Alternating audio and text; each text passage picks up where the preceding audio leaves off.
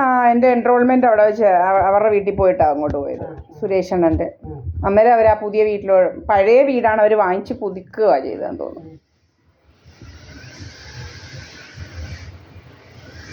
ആ സുരേഷ് അണ്ണൻ കൊണ്ടുപോകാതിരിക്കുമല്ലോ വൈക്കത്തും ഒക്കെ പോകണമെങ്കിൽ. പക്ഷെ പിടിച്ചോണ്ടൊക്കെ പോകണ്ടായോ?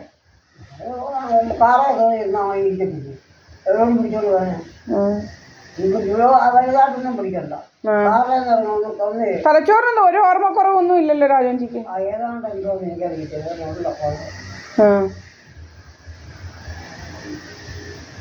രാജവഞ്ചി എന്തോ ഇപ്പൊ ഉറക്കമില്ലയോ? പിന്നെ ഇന്നാള് തൈറോയിഡാന്ന് പറഞ്ഞു. തൈറോയിഡിന്റെ കണ്ടാ എന്തോ കൂടുതൽ കഴിക്കുന്നതുകൊണ്ടാ ഉറക്കക്കുറവെന്ന് പറഞ്ഞു. ഇപ്പം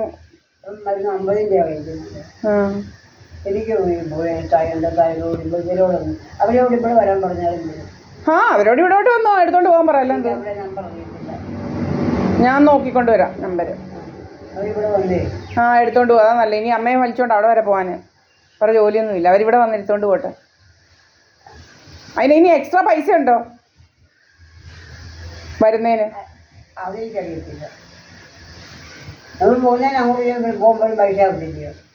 ഓട്ടോയിൽ പോകുമ്പോൾ ആദ്യം പോകും, പിന്നെ ഞാൻ പിന്നെ തിരിച്ച് വരച്ചില്ല. പോയി ഹോട്ടലിൽ കയറി എന്തെങ്കിലും കഴിച്ചേച്ച് അഭിനയിക്കും.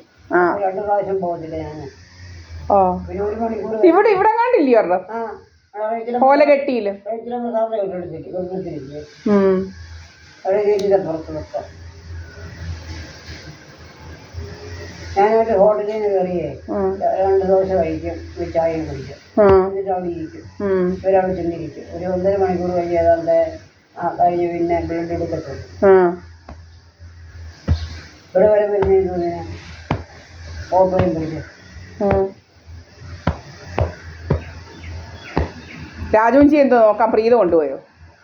കൊണ്ടുപോയി ഇരുന്നാടി അവിടെ ഇവിടുന്ന് പോയ എല്ലാ ടെസ്റ്റും നടത്തിയായിരുന്നു പോയി. അല്ല ഇവിടുന്ന് തൈറോയിഡ് രാജവഞ്ചി എന്തോ ഉറക്കക്കുറവാന്ന് പറഞ്ഞോണ്ട് കൊണ്ട് എന്തോ പകലെല്ലാം കിടന്നോ എന്തോ ഉറങ്ങുന്ന പകല്. അല്ല രാത്രി ഇവിടെ 7 മണി 8 മണി ആകുമ്പോഴേ ഉറങ്ങുമായിരുന്നല്ലോ. എന്നിട്ട് ഉച്ചയാകുമ്പോഴായിരുന്നല്ലോ എണീക്കുന്നത്. അല്ല രാവിലെ 8 മണിക്കൊന്നും ഉറങ്ങത്തില്ല. രാവിലെ എഴുന്നേക്കും. രാവിലെ എഴുന്നേൽക്കും. കൂടുതൽ 2 പ്രാവശ്യം രാവിലെ എഴുന്നേറ്റ് ചായ കുടിക്കും.